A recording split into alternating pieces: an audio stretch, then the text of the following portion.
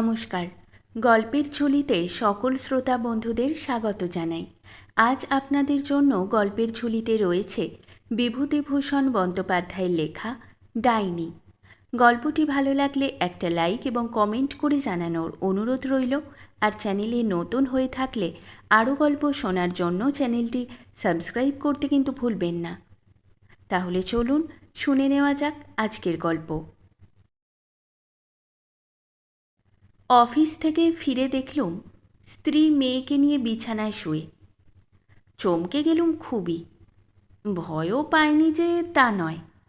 বিজুকে তো কখনো ভর সন্ধেবেলা এমন করে সংসারের কাজকর্ম ফেলে শুতে দেখিনি। মেয়ের আবার কি বিপদ হলো? ভয়ে ভয়ে কাছে গিয়ে জিজ্ঞেস করলুম, ব্যাপার কি বিজু? বিজু কোনো উত্তর দিলে না। তার কপালে হাত দিয়ে দেখলুম জ্বর হয়েছে কিনা। না, শরীরে উত্তাপ তো স্বাভাবিক। তবে স্ত্রীর কানের কাছে মুখ নিয়ে গিয়ে ডাকলুম, বিজু।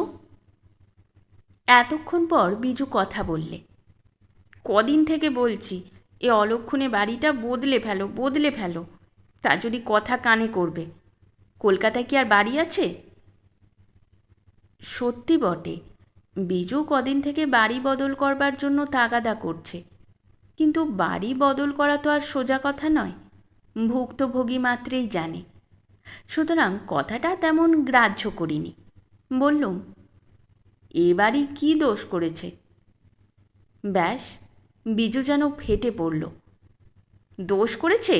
চারিদিকে সব ডাইনি। একটা মেয়ে নিয়ে যাও বা ঘর করছি, তা যদি ওদের সহ্যি হয়। ডাইনি? আমিও সব অন্ধবিশ্বাসকে প্রশ্রয় দিই না কানেও। তা বিশ্বাস হবে কেন? দেখো দেখি, আজ দুপুরের থেকে সানি কিচ্ছু মুখে করছে না, যা খাচ্ছে তাই তুলে ফেলছে। আমার মাথা ঘুরে গেল। সানি আমার 2.5 বছরের মেয়ে, তার উপর ডাইনি বুড়ির কোপ গিয়ে পড়ল কোন দুঃখে। বিজু তখনও বলে চলেছে, আচ্ছা, ওদের কি চক্ষু লজ্জাও নেই একটু? আমি বললুম, তা ডাইনিকে কোথায় দেখলে শুনি? ওই ওখানে। অঙ্গুলি সংকেতে বিজু পাশের বাড়ির একটা ঘর দেখিয়ে দিলে। তার সন্দেহ দেখে আমার সর্বাঙ্গ রিড়ি করতে লাগলো। আমি অস্ফুট স্বরে বললুম, কমলা? হ্যাঁ গো হ্যাঁ, বিশ্বাস হয় না? আশ্চর্য। আশ্চর্য কিছুই নয়। কদিন থেকে দেখছি ওর ওই সোহাগ আদর। পোড়া কপালির কপাল যখন পোড়া, তখন অপরের কাচ্চা বাচ্চার ওপর নজর দেওয়া কেন? আমি বিজুর প্রশ্নের কোনো উত্তর দিতে পারলুম না। মাসখানেকের কথা মনে পড়ল। একদিন ওই পাশের বাড়ির ঘরটায় কমলা চিৎকার করে উঠল, ওরে শোভা রে, তুই কোথায় গেলি রে?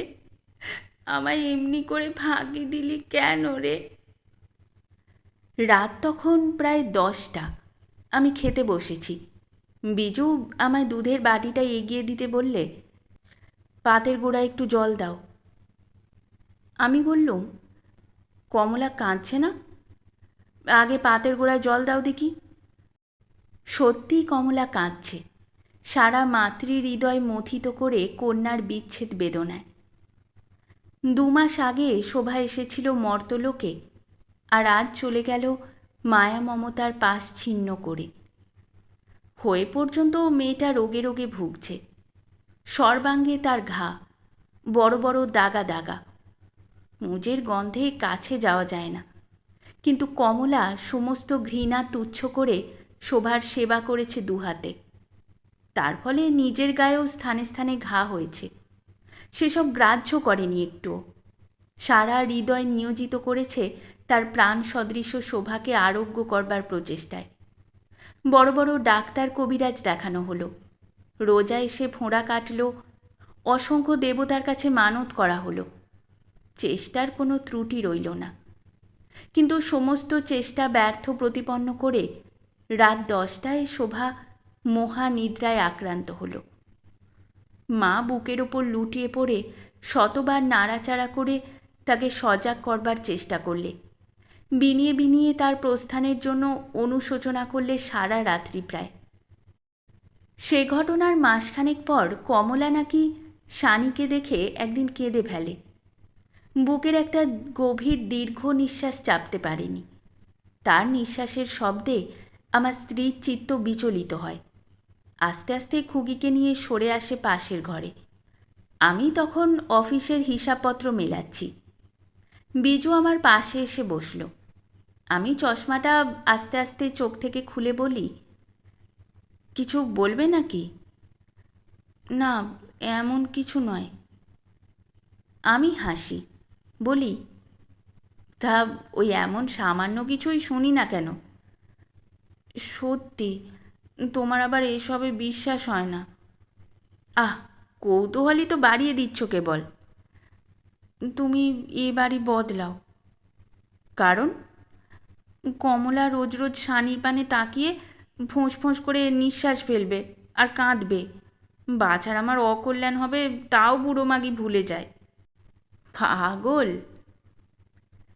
আমি হাসতে লাগলুম। ওই তো, তুমি সব কথা উড়িয়ে দাও কেবল। কপাল যখন পোড়া তখন অপরের ছেলে মেয়ের ওপর নজর দেওয়া কেন বাপু? বিজু আমার কাছ থেকে চলে যায়। আমিও সব বিশ্বাস করি না বলেই হয়তো। আমার মাথার মধ্যে বিজুর সেই শেষ কথা কেবল ভাসতে লাগল। কপাল পোড়া। বাস্তবিকই কি কমলার কপাল পোড়া? বিধাতা পুরুষ তার প্রতি অপ্রসন্ন? এই রুগ্ন মেয়ে প্রসব করবার জন্য দোষী কে? কমলা? একটুও নয়। আমি জানি কমলার স্বামী দুরারোগ্য সিফিলিস রোগ বর্তমান। কথাও জানি যে সেই মহাপুরুষ প্রায়ই রাত্রিবেলা বাড়ি ফেরেন না। বাপ ঠাকুরদা অনেক পয়সা জমিয়ে গেছে, তাই ব্যয় করে সে ফুরিয়ে উঠতে পারছে না। তবুও লোকে দোষ দেবে কমলাকে। আমার স্ত্রী অন্ধ বধির, সে অকারণ পুরুষদের প্রতি সর্বদাই সদয়। কমলার স্বামীর দোষ সে দেখে না, কারণ পুরুষ পুরুষের শত্রু আর নারী নারীর শত্রু। এহেন কমলা শানি হবার দিন সাতেক পরে প্রায় একটি প্রাণহীন মাংসপিণ্ড প্রসব করে। নিজের ব্যর্থতায় বেদনায় মুষড়ে পড়ে কমলা কাঁদল, চিৎকার করল। দুদিন বিছানা থেকে উঠল না, খেল না, চোখ ফুলিয়ে ফেলল কেঁদে। তারপর একদিন নজর পড়ল শানির ওপর। শানির পানে তাকিয়ে ওর ব্যর্থতার কথা পুনরায় যেন কেউ ওর ক্ষতে আঘাত করলে। নিজের অজ্ঞাতসারে একটি ব্যথিত দীর্ঘ নিঃশ্বাস ত্যাগ করলে।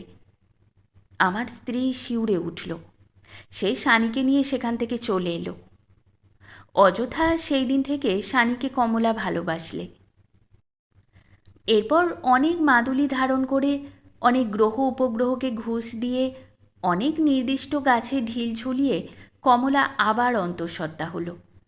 আবার সে ক্ষুদিত মাতৃ হৃদয় দিয়ে অনুভব করল তার গর্ভস্থ ভ্রূণের সূক্ষ্ম সত্তা। আমি ভগবানের কাছে প্রার্থনা করলুম, প্রভু, ওকে আর বঞ্চিত করো না। তিনি হয়তো আমার প্রার্থনায় সাড়া দিলেন। কমলার মেয়ে হলো। আবার সে তার পুরনো হাসি ফিরে পেল। মেয়েকে মানুষ করতে লাগলো বহু প্রয়াসে। কিন্তু এ খুকিও বাঁচল না। তার এই পৃথিবীর আবহাওয়াটা সইল না। কথা আমি আগেই বলেছি। সেই সঙ্গে আরও বলেছি যে কমলা তার শোক ভুলে আবার আমাদের শানির পানে ফিরে তাকালো। আবার তার বুকে আঘাত লাগলো। সে দুহাত বিস্তার করে শানির দিকে ছুটে এলো। আমার স্ত্রী ভাবতে লাগলো এর হাত থেকে রেহাই পাবার কথা। অগত্যা আমাকে বাড়ি বদল করবার জন্য অনুনয় বিনয় করতে লাগলো খুবই। যেহেতু আমি ওসব অযৌক্তিক কিছু বিশ্বাস করি না, সেই জন্য আমি তার কথা উপেক্ষা করেছিলাম। যাই হোক, কমলা একদিন জিজ্ঞেস করলে, শানি কই ভাই? আমার স্ত্রী আজকাল বড় একটা শানিকে কমলার সামনে বার করে না। শানি তখন আরামে নিদ্রা যাচ্ছে। আমার স্ত্রী বললে, শানির অসুখ করেছে। আমি পাশেই চেয়ারে বসেছিলাম। স্ত্রীর এই মিথ্যা কথা শুনে চমকে গেলুম। কমলা ভয়ার্ত স্বরে বললে, কি অসুখ ভাই? এই সামান্য জ্বর। ডাক্তার দেখাচ্ছ? না, দেখাবো।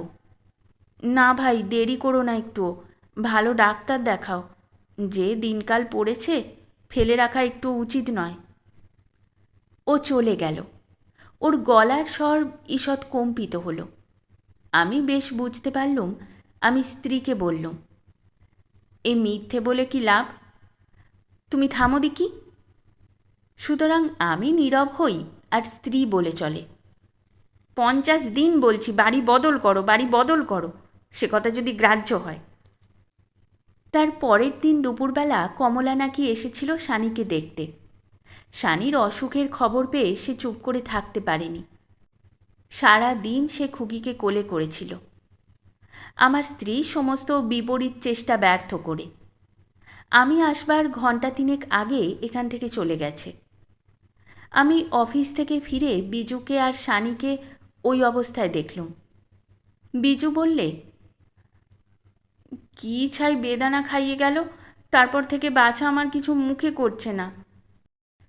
আমি বিজুর পানে ফ্যালফ্যাল করে তাকিয়ে রইলুম।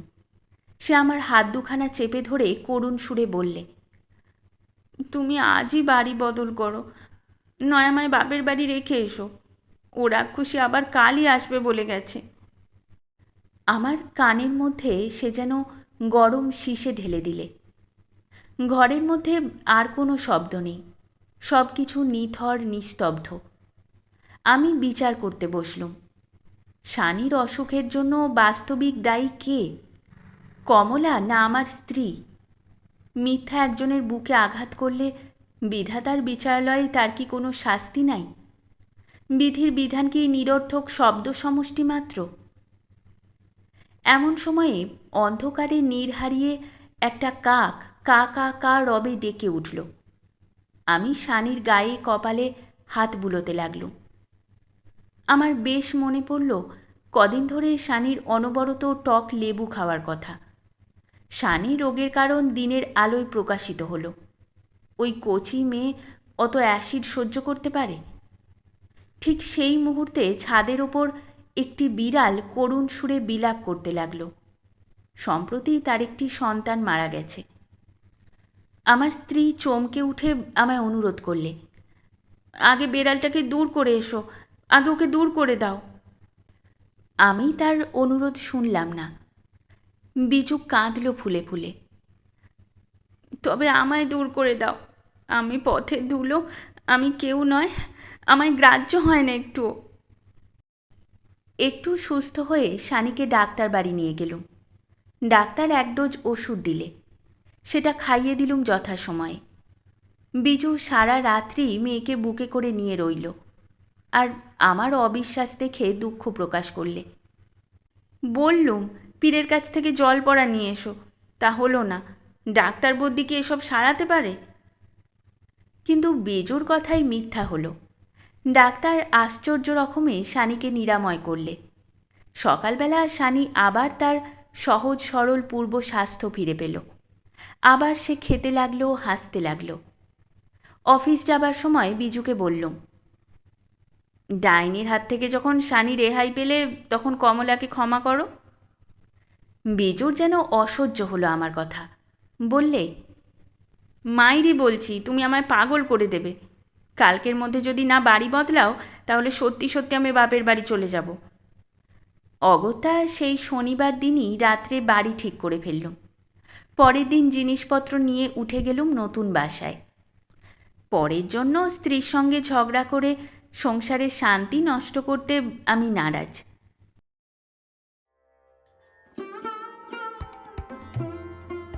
শেষ হলো আমাদের আজকের গল্প। গল্প পাঠে এবং বিভিন্ন চরিত্রে আমি তৃষিতা। গল্পটি ভালো লাগলে লাইক এবং শেয়ার করে দেবেন। আর চ্যানেলে নতুন হয়ে থাকলে আরও গল্প শোনার জন্য চ্যানেলটি সাবস্ক্রাইব করতে কিন্তু ভুলবেন না। খুব তাড়াতাড়ি নতুন একটি গল্প নিয়ে ফিরে আসব। সকলে ভালো থাকুন, শুনতে থাকুন গল্পের ঝুলি।